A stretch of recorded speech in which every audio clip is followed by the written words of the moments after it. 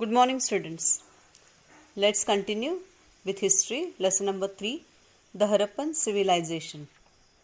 Students, in the earlier periods, we have learned about Harappan civilization and how it was found in the excavation. Then the housing and town planning, seals and pots. Then we have also seen the Great Bath. We even finished life in the Harappan civilization, half part of it. Now let's see the next part. Open your books to page number 13, lesson number 3. Students, can you see the picture? These are the ornaments which were found or which were used by the Harappan civilization people. The people who belong to this civilization, they used the beads and the necklaces. They made the necklace from the beads, or the bones also were used. You can see some chains, bangles, then anklets. Now many types of ornaments have been found in the excavation. Now how did man come to know about this? Where did he find them? In the excavation. And they were made of gold, copper, precious stone and shells. They used gold, they used the copper, then precious stones like ruby, sapphire, diamonds. Shells were also used. Even today you can see. Then cowries, seeds. Even seeds were used. Men and women both use this multi-strand necklaces. Both. Today we only see women or girls using necklaces. But in olden days, both men and women they used to put. If you see ancient photos and all, you can see both are wearing rings, necklaces, armlets and waistbands. Women wore bangles right up to their upper arm. Till the upper arm they wore the bangles. And even you can see some women they used to use a necklace or a tight ring around their neck. And it is to go on increasing. And you can see their necks also were becoming longer because of those rings. A statue is found at the Harappan site. You can see this statue. It is found, such statues or the art, they are found at the Harappan site. It shows the man's facial features very clearly. You can see that man, you can see his facial features. And a cloak with a beautiful trefoil pattern is draped across his shoulder. You can see one dress, that is a cloak, and there is a trefoil pattern, and draped means it is worn around his shoulder.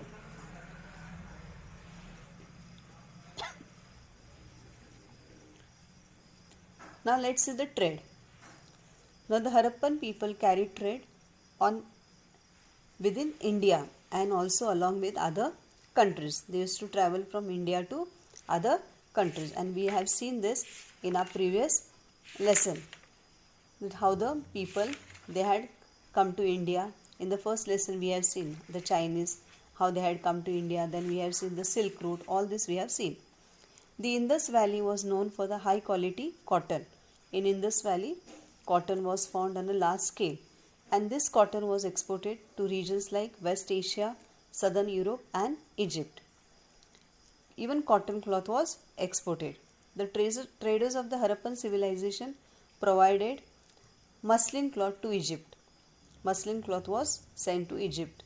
Silver, zinc, gemstones, ruby, deodar wood were some of the items that were imported from Kashmir, South India, Iran, Afghanistan and Balochistan. From these places it was imported. And because of this, there was a trade relation between our country and the other countries. And this trade was carried on by land routes and also by sea routes. Those days air route was not possible.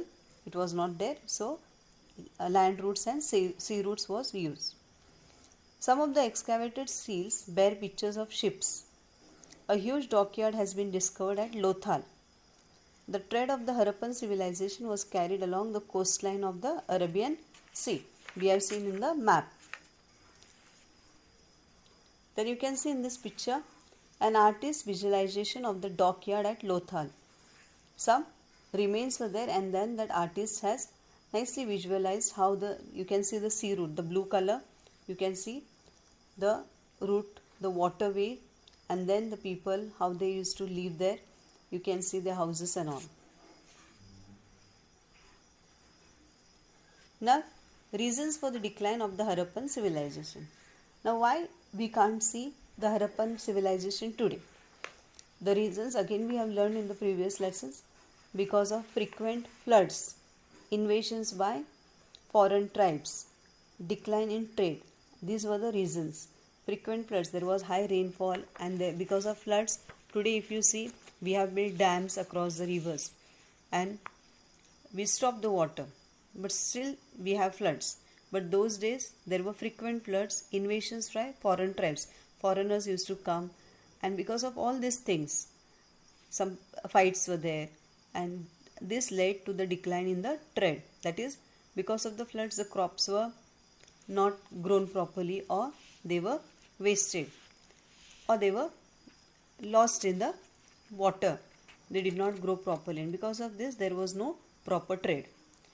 Some regions became arid due to weakening of monsoon, drying up of river basins, earthquakes, change in sea level.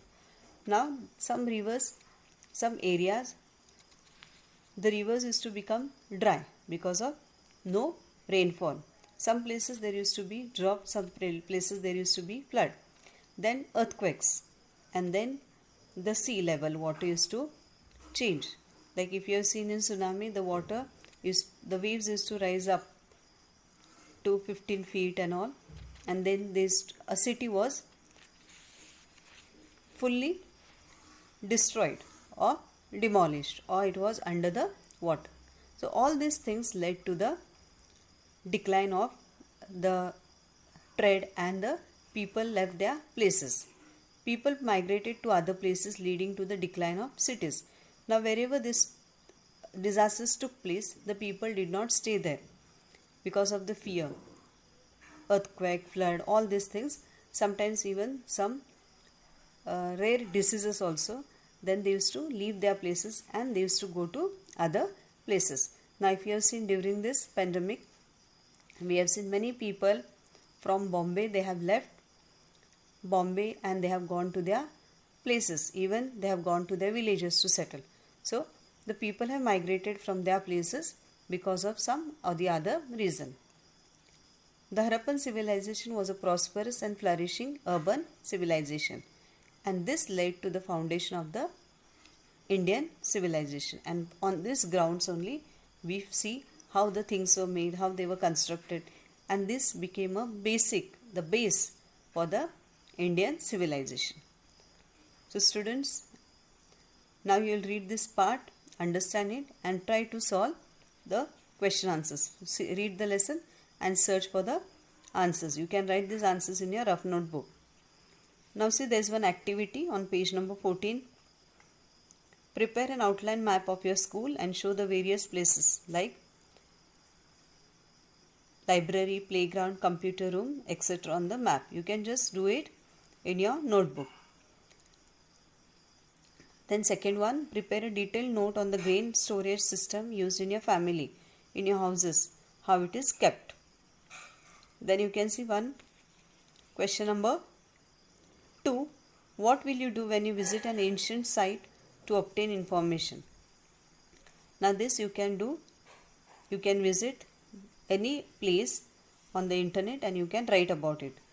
Third one is draw a picture of the Great Bath at Mohenjo-daro. You can see there. Okay. So I'll be giving you the question answers in the next period. Thank you.